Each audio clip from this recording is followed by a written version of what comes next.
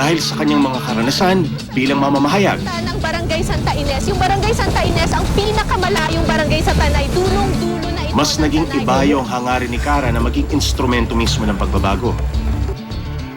Ang hirap kasi para sa akin na aakyat ka sa isang bundok, makikilala mo yung mga tao, mapapamahal ka na dun sa community, tapos kapag nakuha mo na yung storya mo, goodbye, sasabihin mo, pack up, see you na lang. Tapos eto ka, mananalo ka ng award for that documentary, magkakaroon kayo ng sweldo for that documentary, tapos wala ka man lang kahit papano na ibalik doon sa community.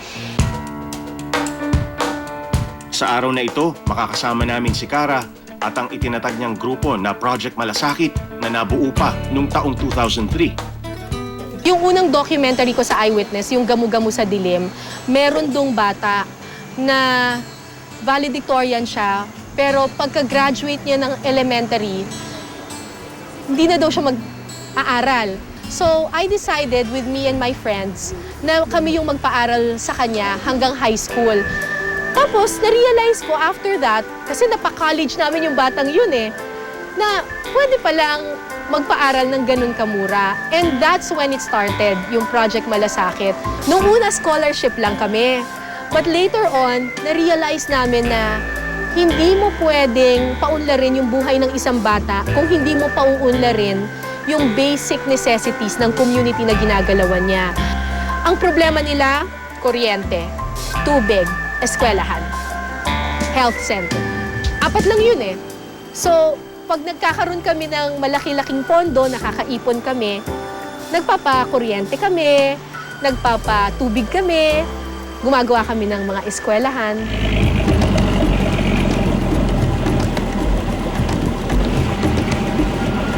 Kasama ang ilang volunteers ng SPIN o Solar Panel Initiative Project. Tumulak ang grupo ni Cara patungo sa isang komunidad sa bayan ng Tanay sa Rizal na hindi nararating ng kuryente.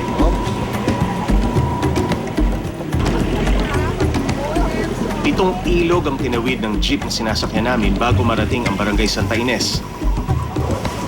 Hi, sir. Cara po.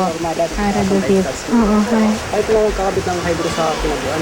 Mag-solar po. Solar. Oo, magkakabit sana kami ng solar. Ang usapan, bababa yung mga katutubo para tulungan kaming mag-akyat ng mga gamit. Tapos hindi namin alam bakit di sila bumaba. Nasabihan naman sila, di ba? Ang problema natin ay marami tayong bubuhatin. Tapos yung mga supposedly porters na dapat bumaba ay hindi bumaba. Sa anong kadahilanan, hindi ko alam. So ngayon, kumuha kami ng mga porters na babayaran na lang namin na tig 200 pesos each. Sana lang pumayag silang buhatin itong mga to kasi medyo mabibigat itong mga bagay na ito. Kasi ang problema natin, may mga tatawiring mga ilog and ayaw nating abutan ng dilim kasi mahirap tumawid ng ilog. So, let's go!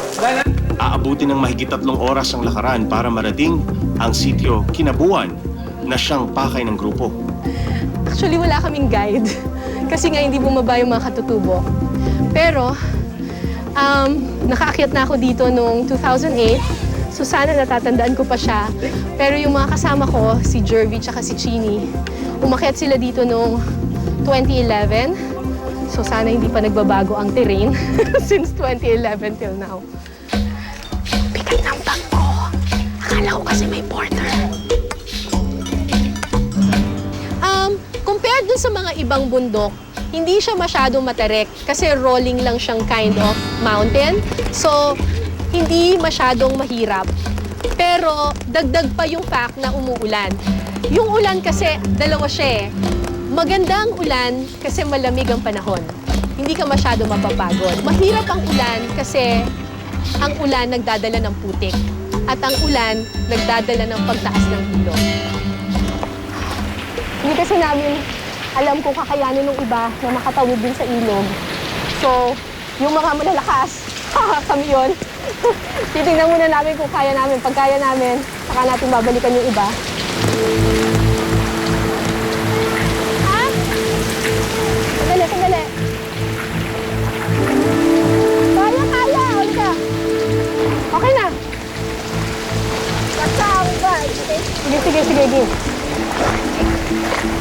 Ang hindi ko na-anticipate is that kahit natik-tik lang yung ulan, nag-iipon-ipon ito at pwedeng umapaw yung ilog. Yun yung pagkakamali ko. Hindi ko na-realize na pwede nga palang umapaw yung ilog. Ang problema, nakalakad na tayo ng masyadong mahaba. Pag bumalik tayo, gagabihin tayo sa kalsada, which is more difficult. Kaya nung kailangan magdesisyon, do we go back or do we go forward? If we go back, aabutan tayo ng dilim. If we go forward, kakayanin pa natin. So, I decided to go forward.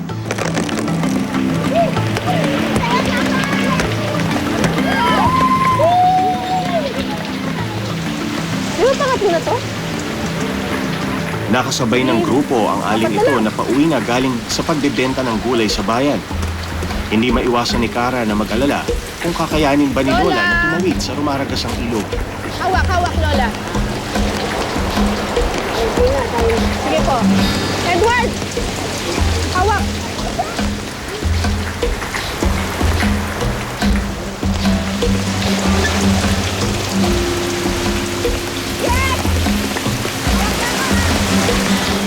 Ayoko umupo eh.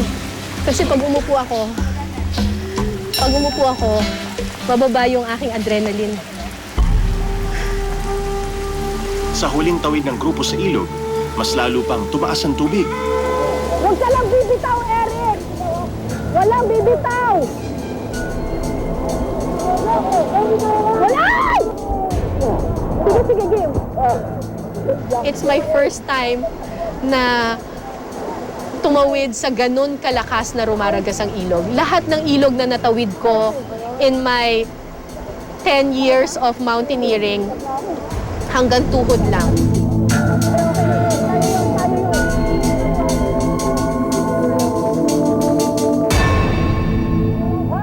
Pero yung hanggang dibdib na rumaragasa, ngayon lang nangyari yon.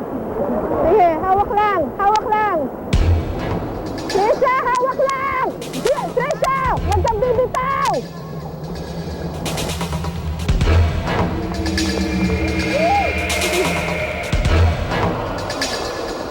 Okay lang.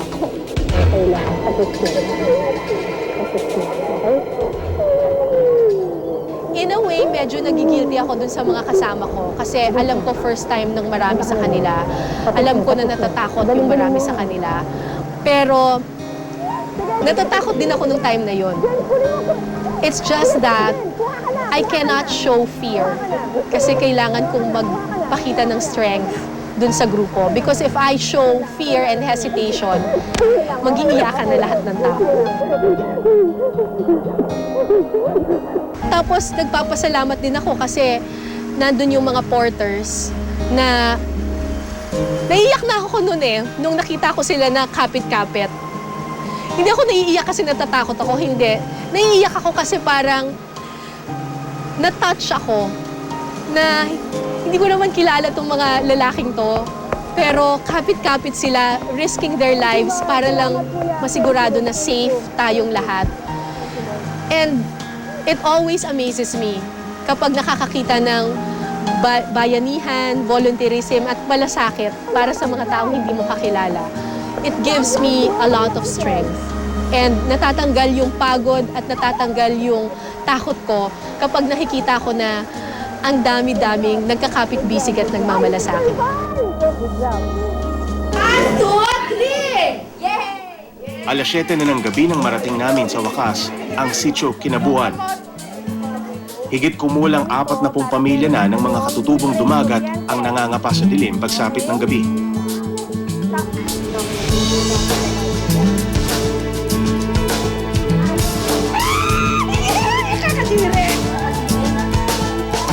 Ito si Nanay Gloria. Ito ang nanay ko dito sa Tanay. Ito ang nanay ko na dumagat.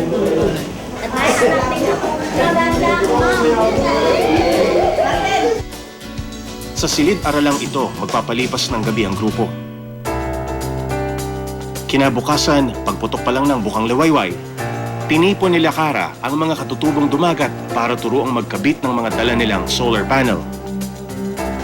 Noong 2008, na-feature ko na itong community na ito for Eyewitness. Ang title nun ay Negrito 08. Yun ang title. Nag-immerse na ako dito. Okay, ako po si Cara.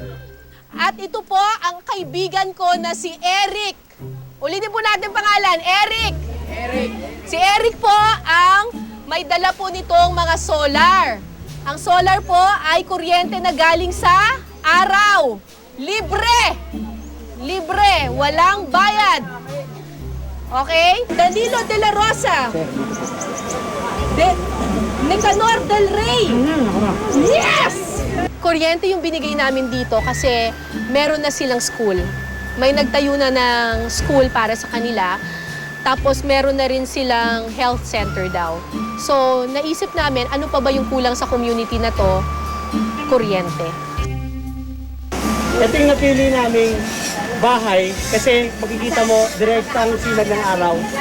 Ito yung pinakamagandang pwesto kasi talagang naaraw sa the whole day. Ako ay nabigla nang malaman ko dahil narito nga kayo. Kahit baha siya, kayo nagsikap para makarating dito sa amin.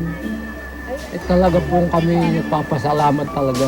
Talaga pong naninigayahan nga kami. Masasabay sa aming okasyon, may ilaw pa kami. Talagang hindi namin naasahan na magkaroon pala kami ng liwanag.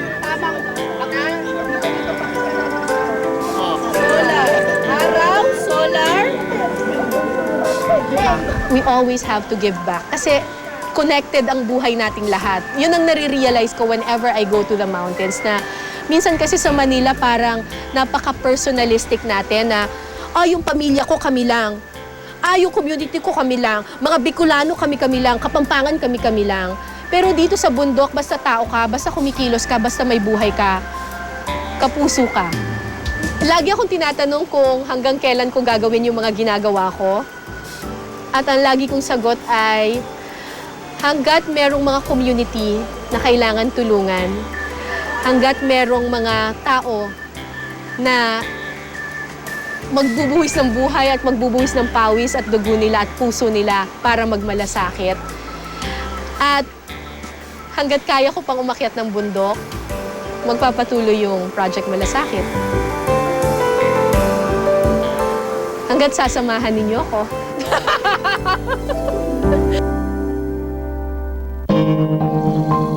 Sa halos 2 dekada naming magkasama ni Cara sa industriya, marami pa rin pala akong bagong malalaman tungkol sa kanya.